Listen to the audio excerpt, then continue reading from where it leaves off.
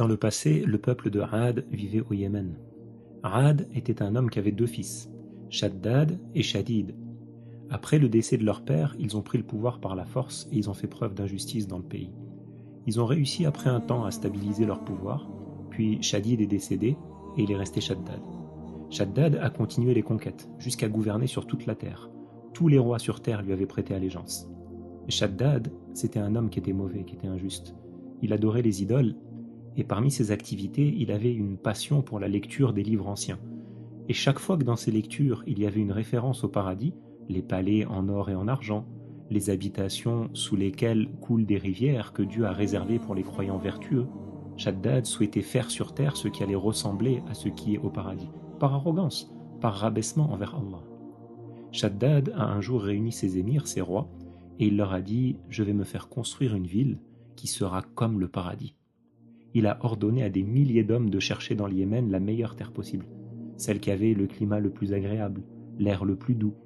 Ensuite, il a écrit aux rois qui étaient à ses ordres dans le monde entier pour leur ordonner de prendre contact avec les gouverneurs et réunir tout ce qu'il y avait sur leur terre comme or, comme argent, comme pierres précieuses, comme parfum, le musc, l'ambre, comme safran, et de lui amener, de lui envoyer tout ça.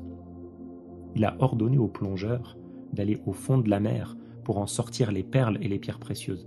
Il a envoyé des mineurs extraire des montagnes les rubis, les saphirs, et ils ont rassemblé des quantités immenses de richesses pour lui.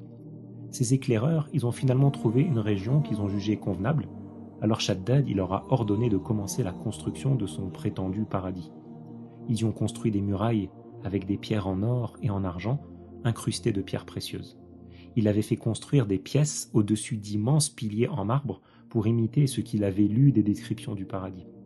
Il a fait creuser sous la ville, à une grande profondeur, une grande canalisation pour alimenter les canaux de la ville en eau pure. Il a fait plaquer la surface des canaux d'or et le fond des canaux, il a fait mettre des pierres précieuses, des jaunes, des rouges, des vertes, sur les berges des canaux. Il a fait planter des arbres qui étaient faits d'or avec des fruits en pierres précieuses. Il a fait en sorte que cette ville, elle soit d'une grande étendue, et le mur le plus élevé de la ville, il atteignait environ 150 mètres de haut. À l'intérieur de la ville, il a fait construire des milliers de palais décorés avec des pierres précieuses.